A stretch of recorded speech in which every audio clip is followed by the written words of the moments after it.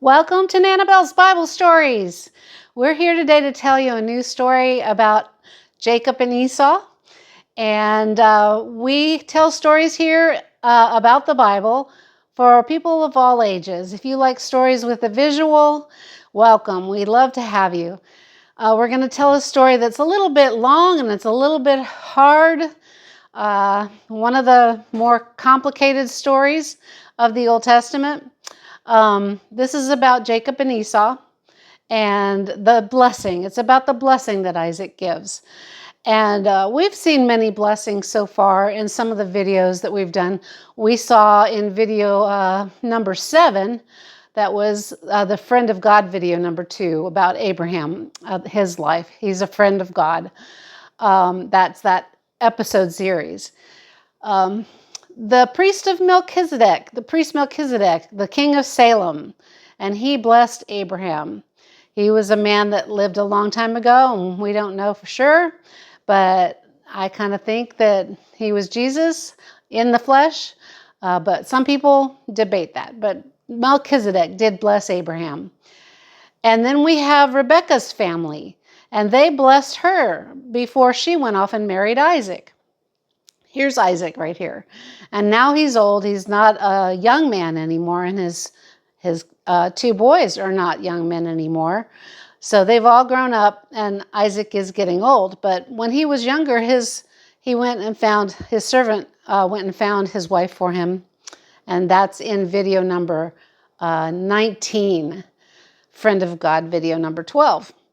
So, of course, God blessed both Abraham and Isaac himself. God himself blessed them. So we've seen lots of blessings. And so now Isaac is going to pass on the blessing.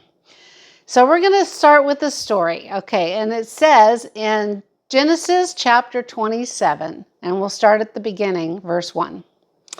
It said, it came about when Isaac was old, that his eyes were too dim to see, that he called his older son Esau. And here's Esau. Remember, his name is Esau because it means red. And he was all red and hairy when he was born, and he was one of twins. And Jacob was his twin.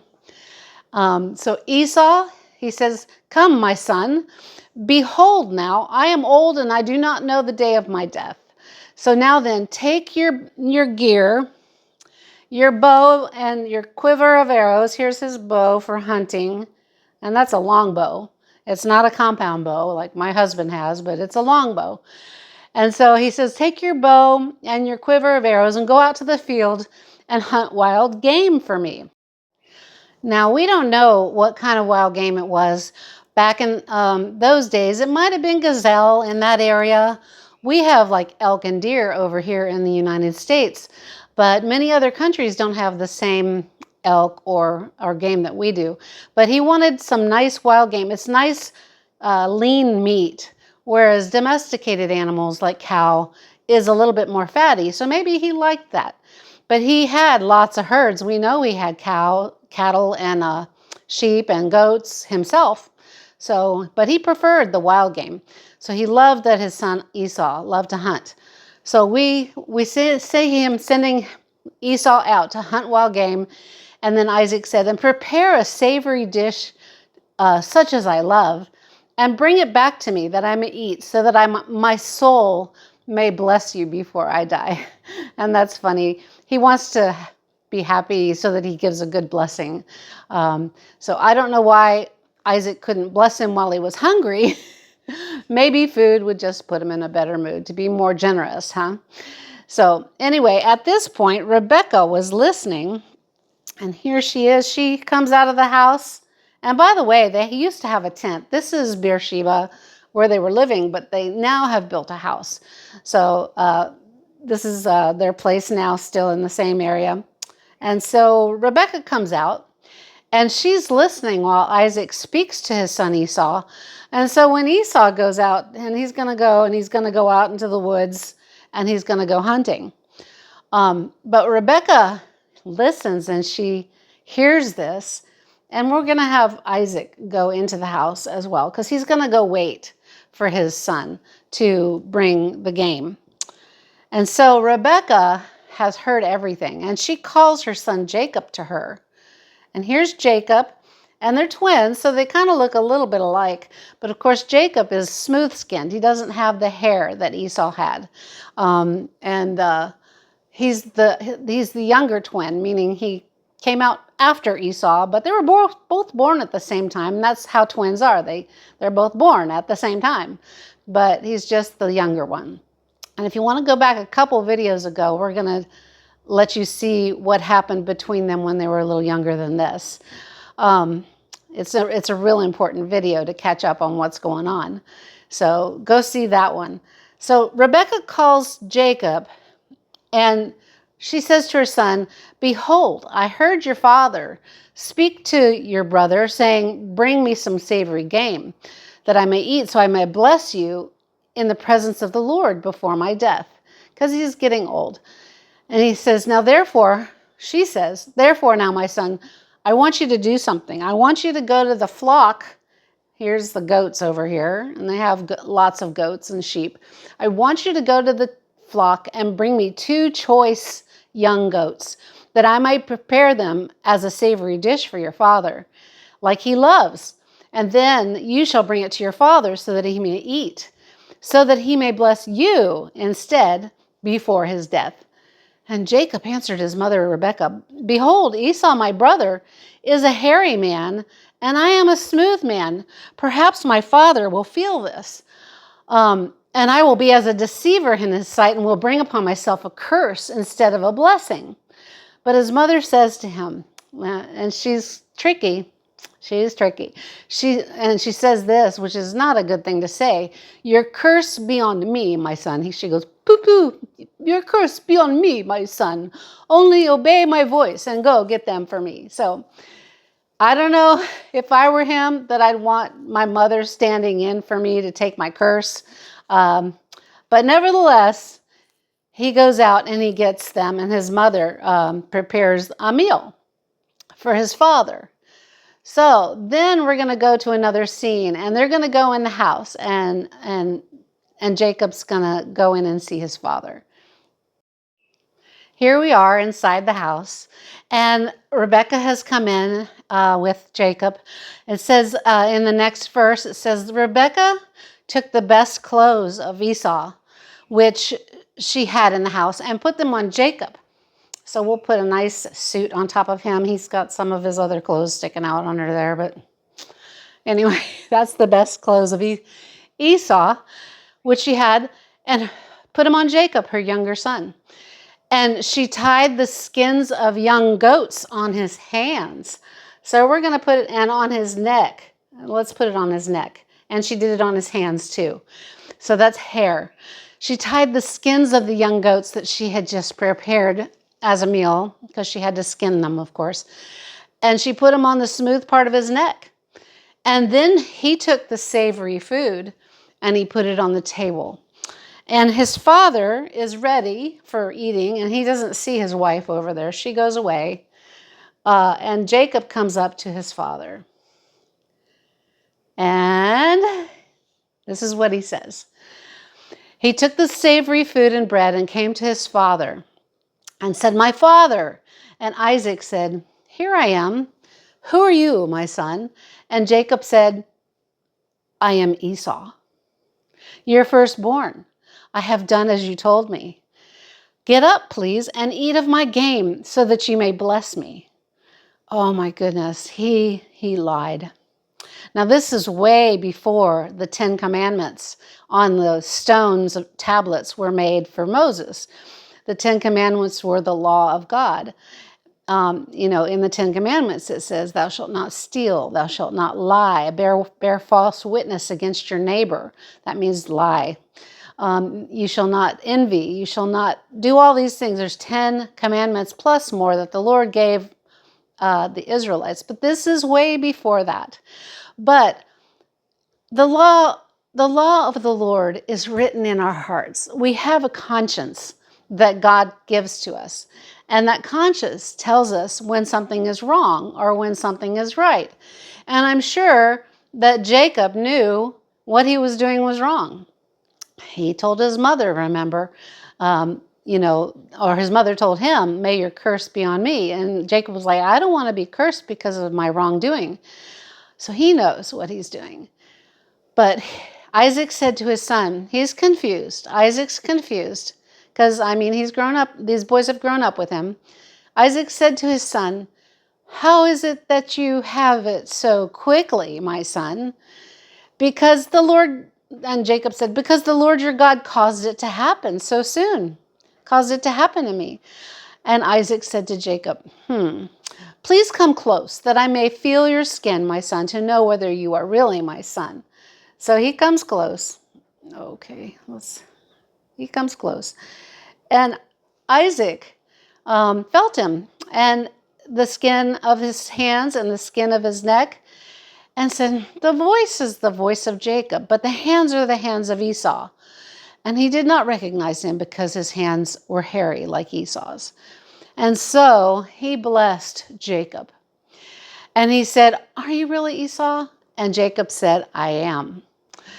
And he brought the food, and Isaac drank and ate the nice savory meal here. Okay.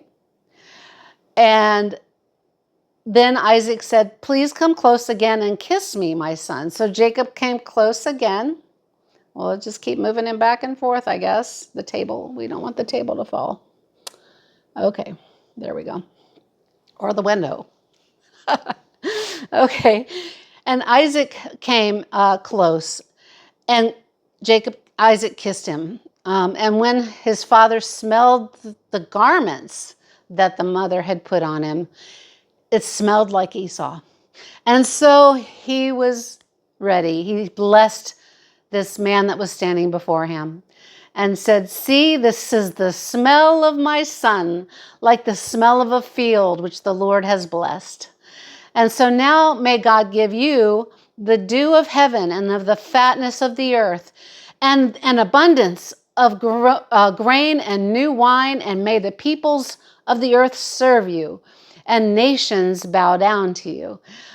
Be master of your brothers, and may your mother's sons bow down to you. Cursed be those who curse you, and blessed be those who bless you. So this is the blessing that we nowadays, I'll talk about Israel.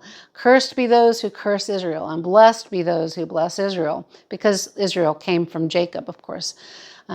We won't give away the secret, but his name changes later. So that's what Isaac blessed Jacob with. He blessed him with the dew of heaven, with everything, with abundance, with goodness, with being the master of the peoples of the earth.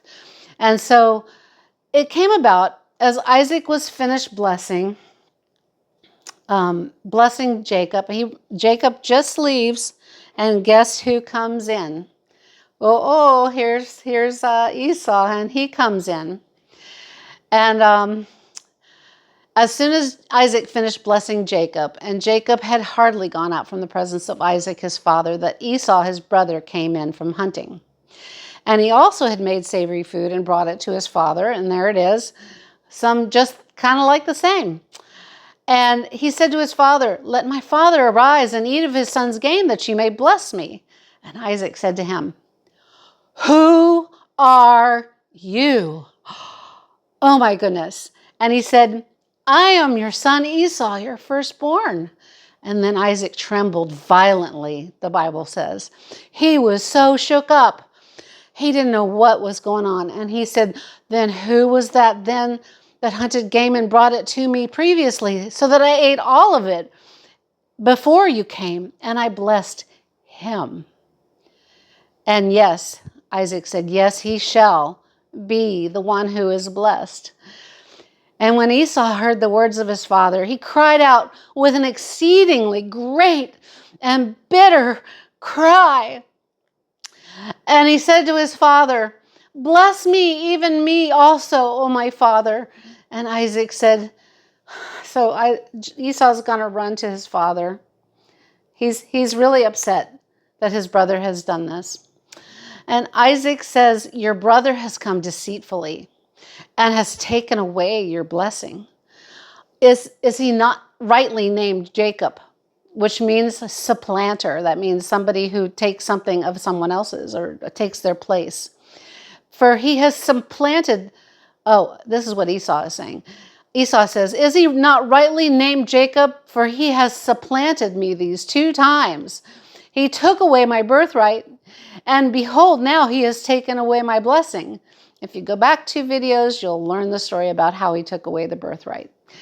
And then Isaac, his father, replied, behold, I have made him your master, and all his relatives I have given to him as servants.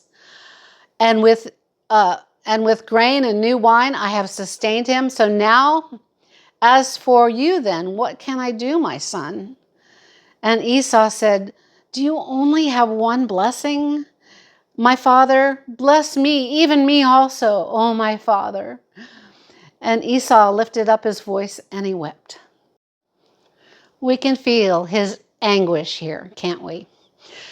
He did not feel anguish, though, in the previous video, a couple stories ago, when he despised his birthright and he sold it for a pot of stew. But now he realizes the importance of words and actions. And this story is the first blessing given by a man, the forefather of Israel, to the son who would father the nation of Israel. And so Jacob himself would follow in this tradition later in his life when he gets older with his sons by giving a verbal blessing to his boys. And he had 12 sons. And Moses also later would bless those tribes of Israel in Deuteronomy chapter 33. So Moses also blessed the sons, the whole nation of Israel. So this is setting a precedent. Isaac is setting a precedent by blessing his son Jacob, who he thought was Esau. But the blessing is, it stands. It's words. There's power in words. Obviously, there's much significance and spiritual meaning attached to this spoken rite of passage called the blessing from the father to the son.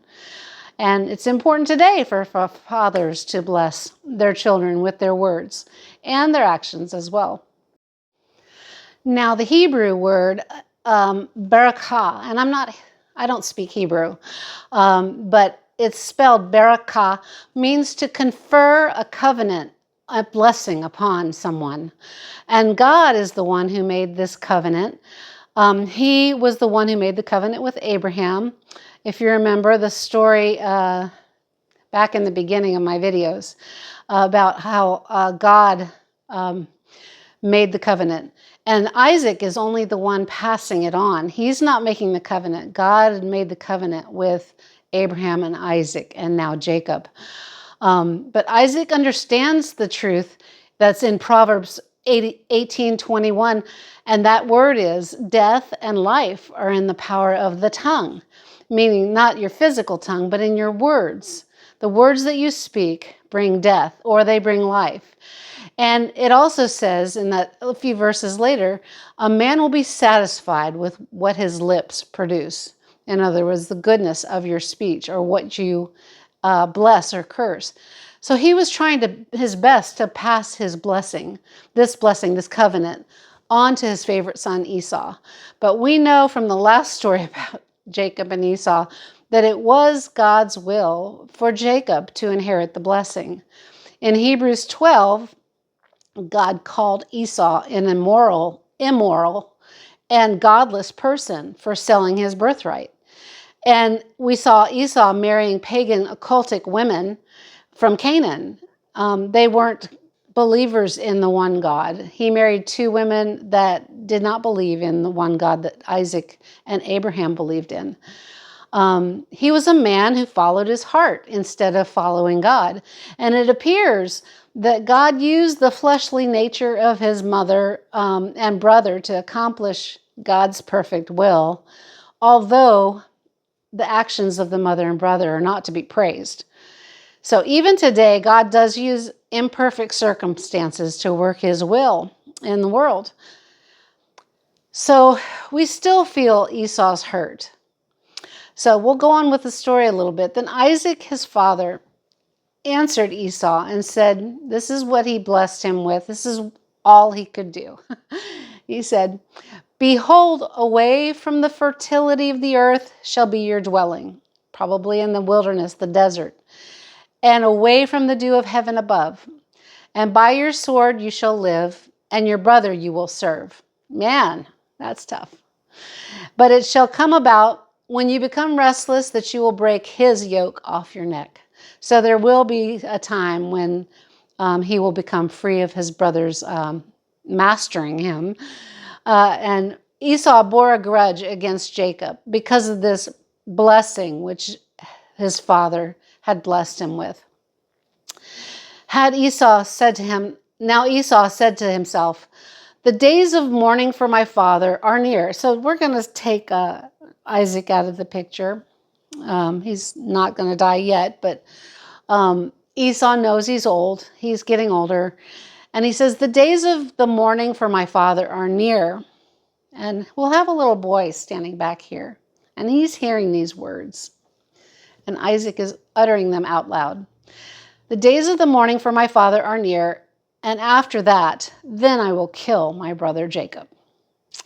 Now, when the words of her elder son were reported to Rebekah, and we're going to have Rebekah come into the scene, and this little boy is going to tell Rebekah what was said by Esau.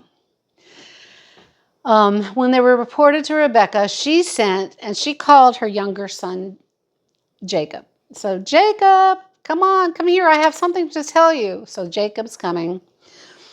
And she sent and called him and said, behold, your brother Esau is consoling himself, making himself feel better concerning you by planning to kill you. So therefore, obey my voice. Listen, you got to do this.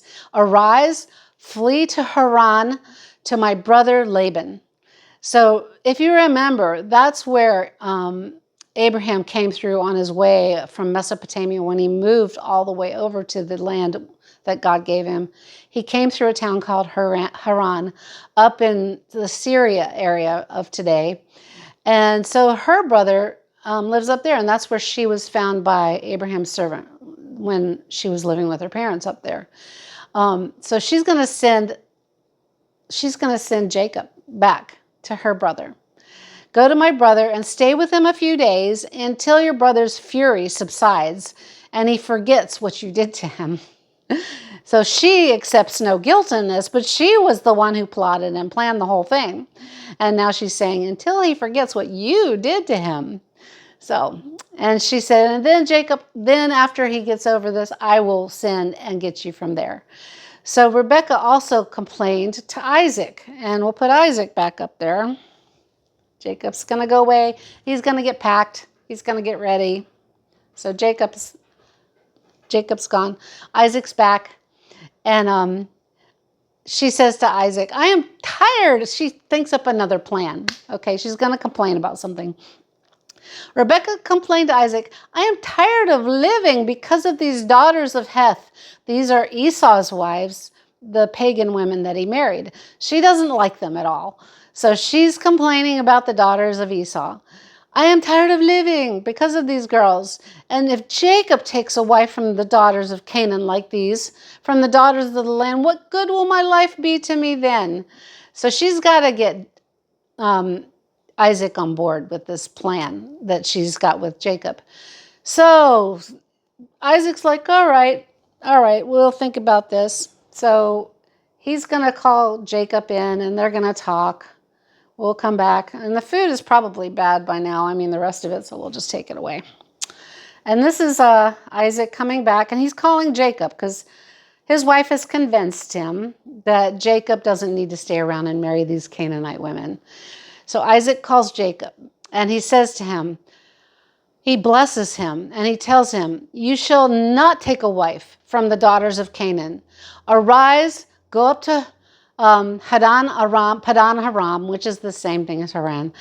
Rise and go to the house of Bethuel. That's Rebekah's father, your mother's father. And from there, take to yourself a wife from the daughters of Laban, your mother's brother. Back then they could do that. We don't do that today. We don't marry our cousins. But back then they did do that. I think the DNA was more pure, back then. But today it's not a good idea. But he says, go to your mother's brother and take a wife from his daughters. And may God make you fruitful and multiply you. And may he also give you the blessings of Abraham. So he is sending Jacob away. He says, may the blessings of Abraham to you and your descendants be upon you so that you may possess the land of your journeyings, which God gave to Abraham. So it is true that from where they were in Beersheba all the way up to Haran, the Lord gave them that whole land of Israel that is Israel today. And it's been promised to this family line. So then Isaac sent Jacob away, and he went to Laban, the brother of his mother. Now Esau saw that Isaac had blessed Jacob. So we'll bring Esau back in, and we'll take these guys away because they're just going to... So Esau's coming in from a hard day work later in the afternoon. Esau saw that Isaac had blessed Jacob to go take a wife from Padan Aram. And when he blessed him, he ordered Jacob, you shall not take a wife from the daughters of Canaan. So Esau gathered, he understood at that point that his own wives from Canaan displeased his parents and that his mother didn't like them, and his father also didn't think that they were a good choice for him to have married. And they displeased his father Isaac. And then Esau had a plan for himself. And we're going to go to the next scene where he's going to go to his half-uncle Ishmael. Now, Ishmael is Isaac's half-brother by his father Abraham. So Esau went over to the land, which is now Lebanon, because, or it's up towards Syria. That's where Ishmael ended up, was out in the desert. And if you remember, he had 12 sons. So here's Ishmael. It looks like he's a king because he's pretty well off. I mean, Abraham, his father, gave him much wealth. And here's a daughter of his over here. But he had 12 sons, and they became princes. And so he had a lot of money. And so here's a great house that he had in the desert. Probably had a city by then, but we see Esau coming in, and here's Esau, and he brings a gift for Ishmael because, of course, when you go see someone, you always bring something. When you go to someone's house, you give them a gift, flowers or something. So Esau's coming up, gives Ishmael a gift, and Ishmael lived fairly far away. So it's quite a few days, I'm sure, like many weeks walk for Esau to do this in the wilderness of Paran, it was called. But Esau went up to Ishmael, and he asked Ishmael if he could marry one of his daughters because he knew that his parents were displeased with the Canaanite women. So now he's going to marry one of Ishmael's daughters, and we don't know her name, but she comes over here and she agrees to be married to Esau. So now Esau has 3 wives. He was probably trying to also win God's favor by doing the best thing he could and then the best idea that he could come up with to please both his father and God. And we have discussed previously that you cannot win God's favor by your own good deeds or your own good ideas, nor impressing him with something that we do. We can only gain his blessings by submitting to his plan. And his plan for throughout history has been to honor his son Jesus. And so that's what he is pleased with, is when we honor and submit to his son Jesus and call him King of Kings and Lord of Lords and give our life to him. We have seen that Esau was a man who didn't really seek out God's way. He blazed his own path. He wanted to do what he wanted to do. And later, this is what what God says about Esau. God renamed Esau to the name Edom, and he was called the Edomites. His descendants were called Edomites. And they eventually became antagonists, people that attacked Israel. They became kind of enemies of Israel. But this is what God said in the book of Malachi. We'll go there. And it says, "What was Esau Jacob's? Was not Esau Jacob's brother?" This is what God says, declares the Lord. "Yet I have loved Jacob, but I have hated Esau." He hated what he did. "And I have made Esau's mountains a desolation, and I have appointed his inheritance for the jackals."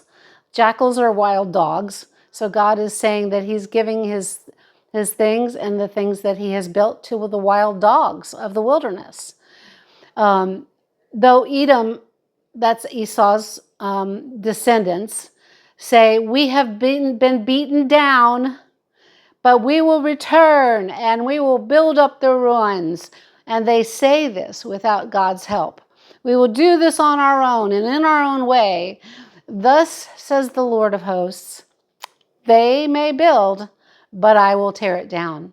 And other men will call them the wicked territory, and the people towards whom God is indignant forever." It's not that he didn't like Esau. He loved him as a human and as a person that he made in his image, but Esau chose the path of trying to do things his way. And that's exactly what they did before even Abraham was born at the Tower of Babel. If you've ever heard of that, I haven't done a story on that yet, but the people and their leader, Nimrod, tried to build a tower up to the sky, and they said, "We will be like God." And isn't that just what the devil said in the very beginning? And Satan, he said, "I will be like God myself." And the people at the Tower of Babel said the same thing. "We will build, and we will yet raise this to the heights of heaven by ourselves without God." And God, he destroyed it, and he scattered the peoples. He destroyed the temple, and we'll tell that story later. But Esau is kind of trying to do the same thing in his own way and in his own ideas. He is trying to please God in his own power. So God is saying that Esau is immoral and godless, and that he will not allow that, because God's plan is for us to submit and to love and to honor him and his son Jesus. However, if you come from the line of Esau, and I don't know who would be that line now, you'd have to research it yourself. But even if you do, if you ask Jesus to be your Lord and follow his ways, then you become part of a new family. You become part of God's family, the family of God, and God changes your course towards blessings and not destruction. So what have we learned in this story? All people make mistakes. We all do. And we don't always do right. Like the mother didn't do right, and Jacob didn't do right, and Esau didn't do right. And many times Esau probably thought, if only I hadn't sold my birthright for a pot of stew. I mean, we've all done that. We've all said, I should have done something. And Jacob also suffered for doing wrong. He never saw his mother again. After he left for the area with his mother's brother Laban, he never saw his mother. He should have trusted God. God promised Jacob the birthright, and he maybe should have trusted God instead of taking matters into his own hands. And we'll see later that these two brothers eventually make a truce. And so Esau doesn't kill Jacob. I'll do a spoiler here. But they'll make an agreement later to live peaceably. But Jacob, in another story, and we'll tell more stories here next week. You'll hear more about Jacob and Esau. And Jacob does usually take matters into his own hands, but he eventually learns. So we love these stories. We love these forefathers of faith because we can learn so much about them. And I appreciate you being with me today. Nanabelle loves you, and Jesus loves you more. And he wants you to grow wise, and so you can do great things in this marvelous, wonderful world he created. Have a good week. Bye.